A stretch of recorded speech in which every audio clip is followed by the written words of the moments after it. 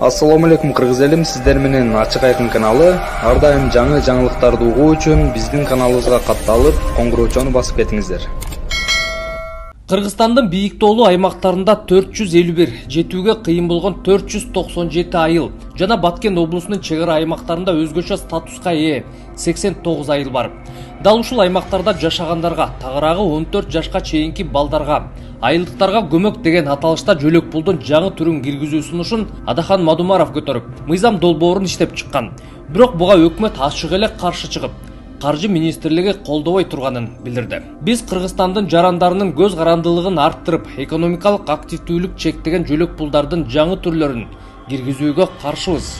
Кыскасы баягы Акылбек Жапаровдун төлөй албасак өлөлүү дегенин эле кайталашты. Баш мыйзам боюнча жашоо куржунунан жөлөк пул төмөн болбошу керек да деп Адахан Мадумаров Жапаровка кайрылгандагы жообу эсиңерде болсо керек. Төлөбөсөк өлөйлүбү? Төлөбөсөк өлүп калайлыбы? Төлөй албасаңар иштей албайбыз дегиле. Биз конституцияны аткарбайбыз дегиле. Аз камсыз болгон үй бүлөлөрдөгү балдарга берилип жаткан социалдык жөлөк пул конституцияда белгиленген талапка жооп бербейт жана 82% аткарылбай келет. Бул өкмөт конституцияны аткарбай жатат деген сөз. Ушундан улам Мадумаров шарты татаал аймактардагы элге жардам болсун, чек арадагы жашагандарга көмөк болсун деп мыйзам сунуштаса, ага каршы чыгып жатышат.